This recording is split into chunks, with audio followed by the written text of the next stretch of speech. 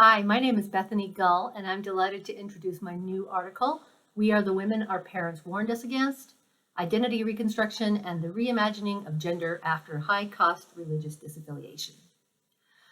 Religious change in the United States is relatively common. Around 1/3 of people say they are members of a different faith than the one in which they were raised.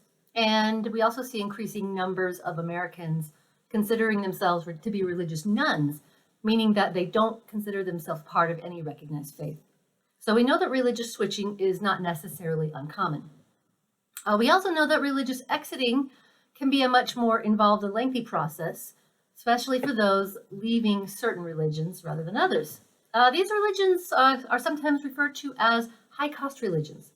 So what does that mean, high cost? Well, high-cost religions have several distinguishing features. These are groups with doctrines or beliefs which set them apart. They have strong in-group attachment and provide many opportunities for community socialization. These groups require extensive time commitments of their members, and they control and stigmatize members' exits. So the cost in this label high-cost religion refers not only to the time, resources, and emotional investment members must give to remain members in good standing, but to the losses they must come to terms with if they decide to leave. Some examples of these faiths include Jehovah's Witnesses, some strains of evangelical Christianity, and the Mormon Church, or the Church of Jesus Christ of Latter-day Saints, as it now prefers to be called. Another characteristic of these high-cost faiths, one which is particularly relevant to this paper, is that high-cost religions tend to teach that men and women have distinct and complementary roles to play. Men are frequently the ones in positions of church leadership with ultimate authority within congregations, while women play supporting roles with limited authority. When we consider all these factors together, we can see that the process of exiting a religion of this sort might require a significant amount of adjustments to one's sense of self. In identity theory, the self is thought to contain multiple identities, each pertaining to a different role we play in our lives. For instance, your sense of self may include identities such as daughter, romantic partner, city dweller, college student, Catholic, or lesbian. These identities hold different importance or salience to your sense of self. Changes across the life course require us to perform identity work from time to time as our roles change. Some of these changes are accomplished without much difficulty. Others require a great deal of effort. High-cost religious adherents often hold their religious identity as highly salient, meaning it's quite important to their understanding of who they are.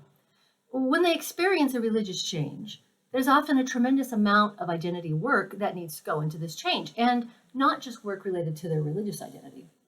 The way they view their gendered selves, for example, also requires adjustment. In fact, that is one of the key propositions of this article, that high-cost religious exit will not only be experienced differently by women and men, but that also necessitates a change in the way one understands what it means to be a man or a woman. This paper specifically focuses on the identity work done by 20 women who were former members of the Church of Jesus Christ of Latter-day Saints. After discussing their religious change journeys with them, I saw that these journeys could be understood to progress in stages. I organized these experiences into a 5-stage model of religious disaffiliation identity development.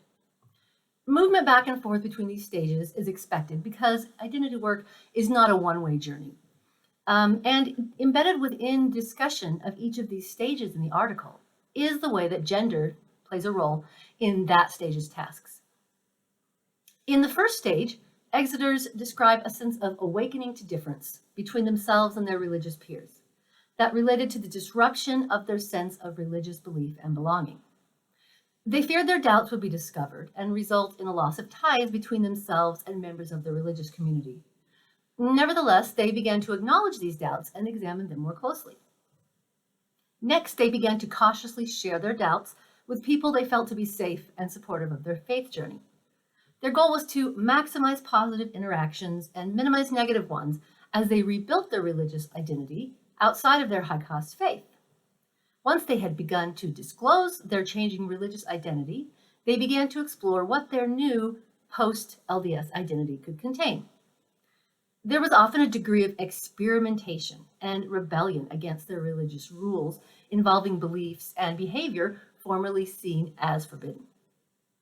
In the fourth stage, exiters sought to rebuild relationships with family, friends, and community members who were still active in their former faith. Exiters frequently described experiencing a loss of status and trust in the eyes of family and close friends, which often led to relationship ruptures.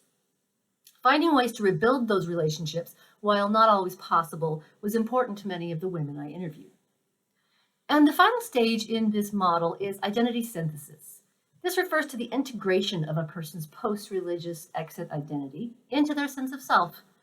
Rebuilding an identity of this sort is a challenging process, and synthesis may not ever be fully achieved. What would it look like to achieve this stage? Well, among my interviewees, those that had worked through their initial doubts, revealed their changing identity and beliefs to family, friends, and community, explored the meanings of their post-LDS identity, and worked to rebuild relationship damage during disaffiliation.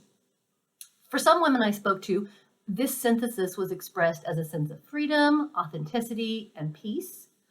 Others, however, felt hopeful rather than accomplished, hopeful that they would one day achieve this integration and feel whole again.